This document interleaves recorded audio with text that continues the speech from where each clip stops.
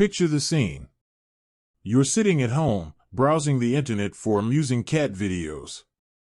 You get a notification by email out of the blue. It's not your mother contacting you after you haven't spoken for weeks, nor is it your energy provider informing you about an outstanding account. Instead, it's a request for your involvement in a future Tom Cruise film from filmmaker Doug Liman. How do you proceed? Surely, it would be impolite to not respond. Rethink your thoughts. While it's unknown if jobbing actor John Taylor enjoys watching cat videos, we do know that in 2019 he received an email from someone posing as the Bourne Identity's director. Liman advised John to take martial arts instruction, which he would have to pay for, in order to be in shape for a physically demanding movie role.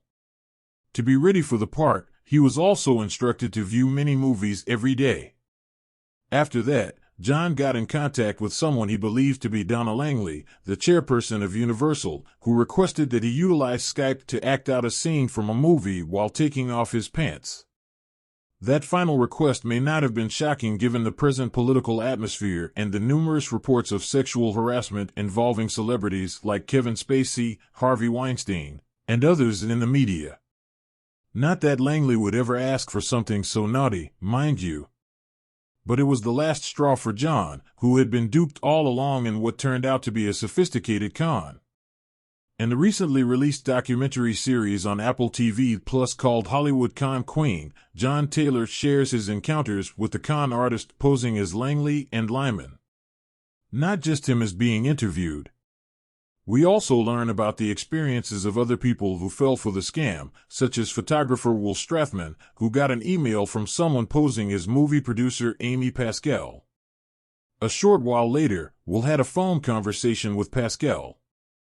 After that, he was told to schedule a flight to Jakarta in order to take pictures for a storyboard for a Netflix series that would never happen and be based on the children's book Sidewalk Flowers.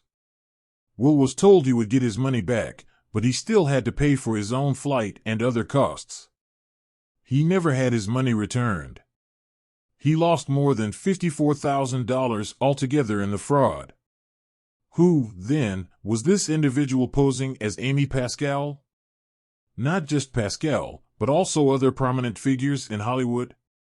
Award-winning writer and journalist Scott Johnson was interested in learning more about that.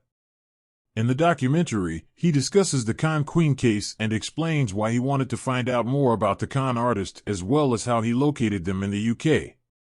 Film of his initial encounter with the offender is also shown to us. It turns out that the crook was a rude internet influencer from Manchester, England. The Con Queen of Hollywood, The Hunt for an Evil Genius, written by Scott Johnson, serves as the inspiration for the documentary. In the series, footage from Johnson's Zoom interview with the con artist is featured. You might be shocked by the man's justification for defrauding his victims, but we won't divulge that person's identity to avoid giving away too many spoilers. He describes himself as the nicest criminal you'd ever know at one point. Considering that he defrauded hundreds of independent contractors, including actors, writers, photographers, and makeup artists, of their money, that is quite the assertion. The documentary's first episode is arguably the most fascinating. In addition to Scott Johnson and a private investigator who played a crucial role in solving the case, we also hear from a few victims of the fraud. The impersonator's recordings are made public during this episode. The con artist is extremely convincing because he mimics the accent and voice of Hollywood executives who offered many people the chance to fulfill their dreams.